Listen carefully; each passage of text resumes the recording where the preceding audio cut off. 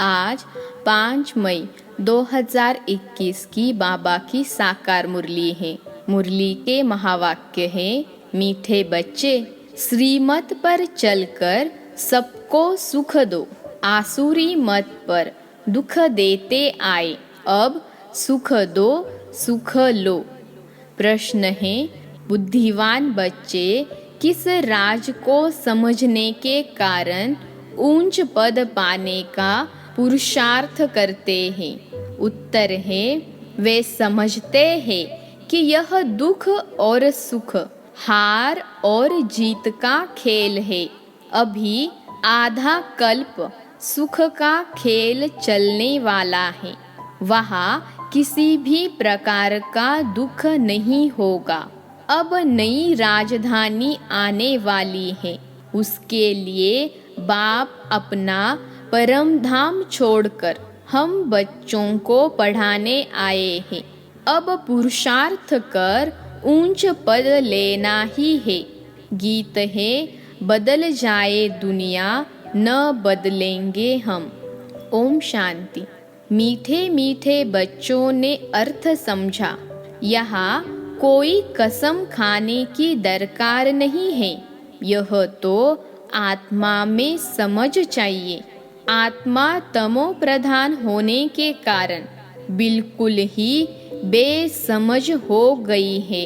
बच्चे जानते हैं हम कितने बेसमझ थे, अब कितने समझदार बने हैं। दूसरे सत्संग आदि में यह बातें होती नहीं।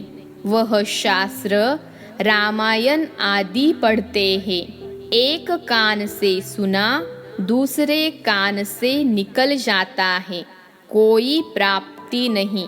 यज्ञ तप दान पुण्य आदि बहुत करते हैं, धक्के खाते रहते हैं, प्राप्ति कुछ भी नहीं। इस दुनिया में कोई को सुख है नहीं। अब बाप सारी समझ देते हैं, सबको सुख शांति देने वाला एक ही बाप है।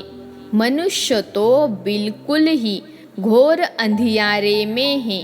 भक्ति मार्ग वाले भी याद करते रहते हैं, हे दुख हरता सुख करता सद्गति दाता।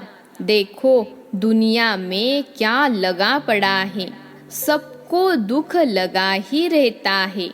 जो भी मनुष्य मात्र है, किसको भी यह पता नहीं है कि बाप कौन है, बाप से क्या वर्षा मिलता है। बेहद के बाप को जानते ही नहीं, धक्के खाते रहते हैं शांति के लिए।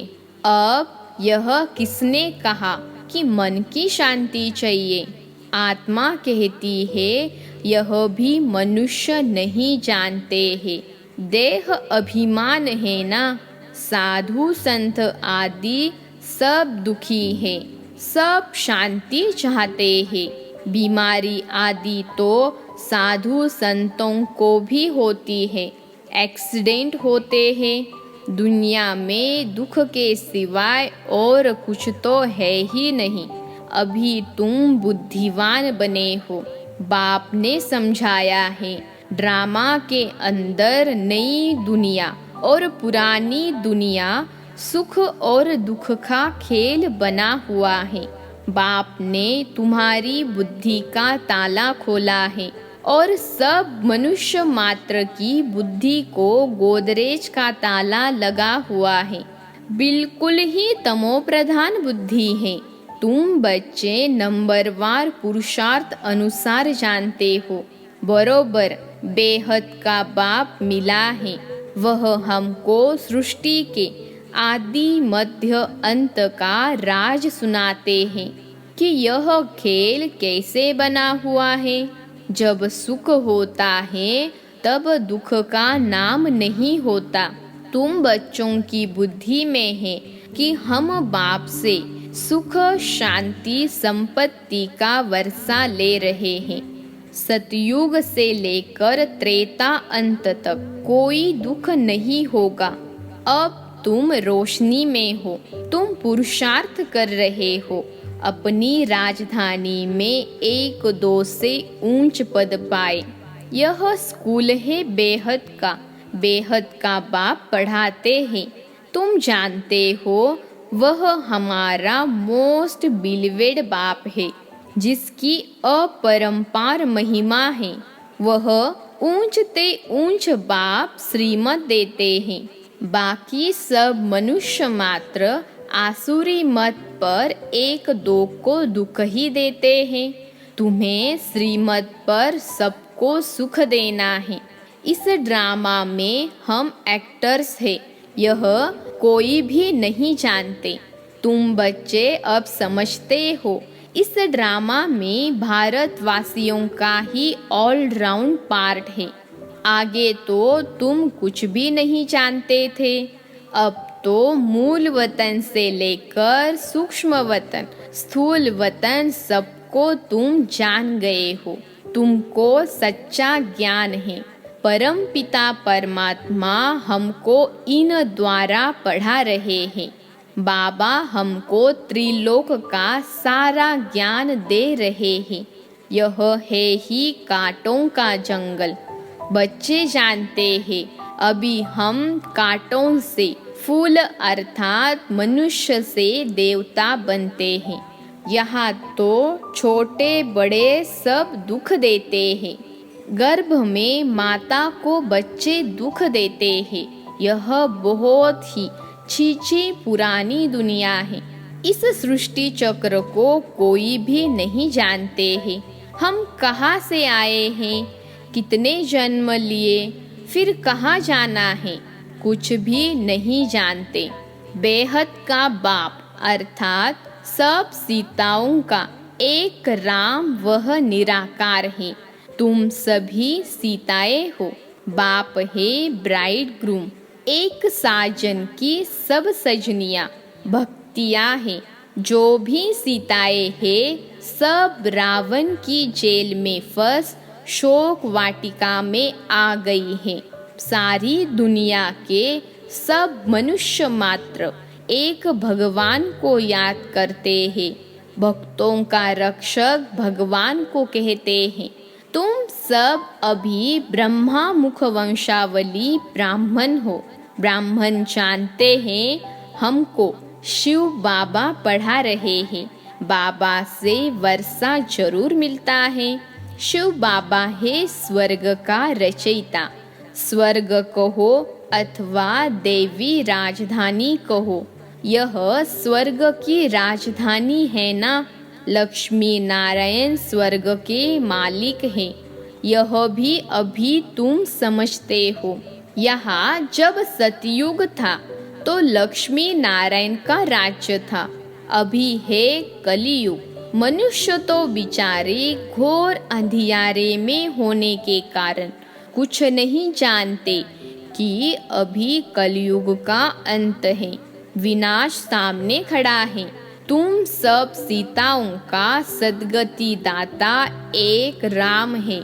सीताएं सब दुर्गति में हैं, परंतु यह कोई समझते थोड़े ही है कि हम दुर्गति में हैं। अपने साहूकारी का ही नशा है। हमको इतने मकान हैं, इतना धन है, इतने महल हैं, किसको पता नहीं कि दुख की दुनिया अब बदलनी है। मौत सामने खड़ा है, सब मिट्टी में मिल जाना है। यह जो कुछ पुरानी दुनिया में देखते हो विनाश हो जाएगा। विनाश के लिए पूरी तैयारियां हो रही हैं। यह वही महाभारत लड़ाई है, वही गीता का भगवान है, परंतु बाप की बायोग्राफी में बच्चे का नाम डाल दिया है। अब शिव बाबा तुमको राजयोग सिखा रहे हैं। बड़े ते बड़ी भूल ही यह है जो भगवान का नाम गुम कर दिया है। तुम बच्चे जानते हो हमको कोई मनुष्य साधु संत आदि नहीं पढ़ाते हैं। शिव बाबा हमको पढ़ाते हैं। वह बाप भी है, टीचर भी है, सद्गुरु भी है, सब कुछ है। यह तो नहीं भूलना चाहिए ना। बाप कहते हैं हमारे सब बच्चे हैं, परंतु सभी को थोड़े ही पढ़ाएंगे। बाप कहते हैं हम भारतवासियों को फिर से राजयोग सिखाने आए हैं। भारतवासी स्वर्गवासी थे, हीरे मिसल थे, अब कौड़ी मिसल बन पड़े हैं। घर में कितनी अशांति है। कहते हैं बाबा हमको क्रोध आता है, बच्चों को मारना पड़ता है, डर लगता है। हमने 5 विकार शिव बाबा को दान दे दिया है, फिर हम यह क्यों करते हैं। बाप समझाते हैं इस समय सभी पर 5 विकारों का ग्रहण लगा हुआ है। देह अभिमान का भूत आने से फिर सब भूत लग जाते हैं। अब बाप कहते हैं देही अभिमानी बनो। अभी तुमको समझ मिली है। सतयुग में भी हम आत्म अभिमानी थे, समझते हैं आत्मा का यह शरीर अब पुराना हुआ है, आयु पूरी हुई है, इसलिए यह शरीर छोड़ अब नया लेना है। सर्प का मिसाल, सर्प की एक खाल पुरानी होती है तो फिर दूसरी नई ले लेते हैं। यह दृष्टांत है सतयुग के लिए। वहाँ तुम ऐसे शरीर छोड़ते हो, दुख की कोई बात नहीं रहती। यहाँ कितना दुख होता है, रोना पीटना आदि रहता है। अब तुम बच्चे जानते हो यह पुरानी खाल है, यहाँ कोई नई खाल नहीं है। यह अंतिम पुरानी जुत्ती है। अभी तुम उनसे तंग हो गए हो। वहाँ तो खुशी से एक शरीर छोड़ दूसरा लेते हैं। इन बातों को भी तुम समझते हो। यहाँ कितने नए आते हैं, समझते थोड़े ही हैं। 2-4 रोज यहाँ से समझ कर जाते हैं, फिर भूल जाते हैं। हाँ, अच्छी रीति सुना, खुशी हुई तो प्रजा में आ जाएंगे। प्रजा भी तो ढेर बननी है ना। यह है ईश्वर का दर अथवा घर। तुम ईश्वर के घर में बैठे हो। परम पिता अपना परम धाम छोड़ यहाँ साधारण तन में आकर बैठा है। वहाँ तो बाप के पास आत्माएं रहती हैं। यहाँ संगम पर बाबा खुद आया है पतितों को पावन बनाने। उनको शिव निराकार ही कहते हैं। निराकार बाबा को आत्माएं ओ गॉड फादर कहे पुकारती है। मनुष्य बिगर समझ के कह देते हैं ओ गॉड फादर। इन लक्ष्मी नारायण को भी यूरोपियन लोग भगवती भगवान कहते हैं। इन्हों को ऐसा किसने बनाया। इन देवताओं को कहते हैं आप सर्वगुण संपन्न 16 कला संपूर्ण हो। फिर खुद को क्या कहते हैं, यह नहीं जानते कि यह भी मनुष्य है। भारत में ही राज्य करके गए हैं। उनके आगे जाकर महिमा गाते हैं। अपने को नीच पापी कहते रहते हैं। कृष्ण के मंदिर में भी जाकर महिमा करेंगे, शिव की यह महिमा नहीं करेंगे। उनकी महिमा अलग है। अक्सर करके शिव के पास जाते हैं तो कहते हैं भर दो झोली, फिर कह देते हैं वह भांग पीने वाला है, धतूरा खाने वाला है। अरे वहाँ भांग धतूरा कहाँ से आई, कुछ भी समझ नहीं। मांगते रहते हैं पति चाहिए, यह चाहिए। दीपमाला पर भी लक्ष्मी का आवाहन करते हैं। वह है कौन, यह किसको भी पता नहीं। 8-10 भुजाएं कभी होती है क्या। यह चतुर्भुज रूप दिखाते हैं क्योंकि प्रवृत्ति मार्ग है। उनका नाम विष्णु रख दिया है। लक्ष्मी नारायण तो सतयुग में रहते हैं। मनुष्य को यह पता नहीं कि विष्णु के 2 रूप लक्ष्मी नारायण द्वारा पालना होती है। चित्रों में लक्ष्मी को 4 भुजाएं दे देते हैं। 4 भुजा वाले को बच्चा होगा तो उनको भी 4 भुजा होनी चाहिए। कुछ भी समझते नहीं है, तुम अभी समझते हो। बाबा जब तक नहीं आए थे तो हम भी कुछ नहीं जानते थे। अभी सारे विश्व के आदि मध्य अंत को जान गए हैं। बाप आकर पतित दुनिया को पावन बनाते हैं, बुलाते भी हैं, हे पतित पावन आओ। अब परमात्मा कैसे आए, कैसे आकर पतितों को पावन बनाए? बाप कहते हैं 5000 वर्ष पहले हमने देवी स्वराज्य बनाया था, फिर तुमने 84 जन्म कैसे लिए? यह समझ आगे तुम्हारी बुद्धि में बिल्कुल नहीं थी। इस ब्रह्मा को भी पता नहीं था। राधे कृष्ण लक्ष्मी नारायण की पूजा करते रहते, परंतु यह भी पता नहीं कि राधे कृष्ण ही स्वयंवर के बाद लक्ष्मी नारायण बने हैं। इसलिए प्रिंसेस राधे प्रिंस कृष्ण कहा जाता है। स्वयंवर के बाद महाराजा महारानी बनते हैं। यह जो खुद बन रहे हैं उनको भी यह पता नहीं था। भल कोई को दीदार भी होता है, परंतु कुछ भी समझते नहीं। फिर भी भक्ति की भावना अल्पकाल के लिए पूरी करने में साक्षात्कार कराता हूँ। यहाँ तो ध्यान दीदार की बात ही नहीं। बाप तो समझाते हैं साक्षात्कार में माया प्रवेश कर लेगी तो तुम पद भ्रष्ट हो पड़ेंगे। बहुत आकर कहते हैं हमको शिव बाबा का साक्षात्कार हो। अरे तुमको समझाया जाता है फायर फ्लाई कितना छोटा होता है, आँखों से देखा जाता है। आत्मा तो उससे भी छोटी बिंदी है। जैसे आत्मा है वैसे ही परमात्मा का रूप है। साक्षात्कार भी होगा तो उसी छोटी बिंदी का होगा। यह तो छोटी सी बिंदी है जो भ्रुकुटी के बीच में रहती है। आत्मा का साक्षात्कार हो तो भी समझेंगे कुछ नहीं। तुम बच्चे जानते हो अभी हम शिव बाबा की संतान हैं। सब ब्रह्म कुमार कुमारियाँ शिव बाबा से वर्षा ले रहे हैं।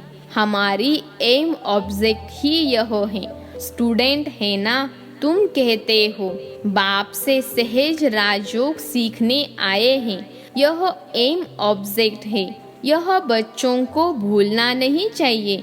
भक्ति मार्ग में भक्त लोग देवताओं के चित्र साथ में रखते हैं। फिर तुमको यह त्रिमूर्ति का चित्र पॉकेट में रखना चाहिए। इस शिव बाबा द्वारा हम यह लक्ष्मी नारायण बन रहे हैं।